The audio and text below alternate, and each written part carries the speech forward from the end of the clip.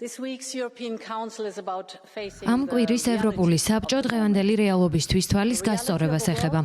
იმ მსოფლიოს რეალობისთვის, რომელიც სახიფათო და ტრანზაქციული გახდა, ომების მსოფლიოსთვის. ეს რეალობა ნიშნავს, რომ ჩვენ, ევროპელებმა საკუთარი თავი უნდა დავიცვათ და საკუთარ ძალებს უნდა დავაყრდნოთ. უკვე გარკვეული დროა ამგვარ მსოფლიოში ვცხოვრობთ. დიდი გამოფხიზლების ზარამდეც კი, ანუ რუსეთის არაკანონიერ შეჭრამდე უკრაინაში 2022 წლის თებერვალში.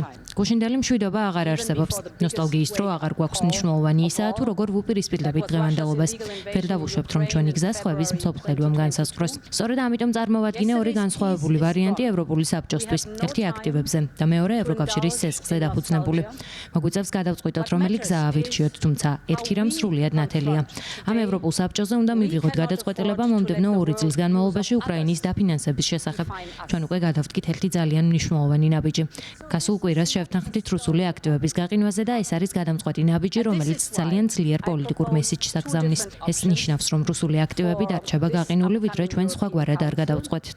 სანამ რუსეთი არ შეწყვეტს ომს და სათანადო რეპარაციებს არ გადაუხდის უკრაინას მიყენებული ზიანისთვის. აქტივების განუსაზღვრელი ვადით გაყინვა ასევე ემსახურება უკრაინის შესაძლებლობების გაძლიერებას, რათა უზრუნველყოფილი იყოს ნამდვილი მშვიდობა.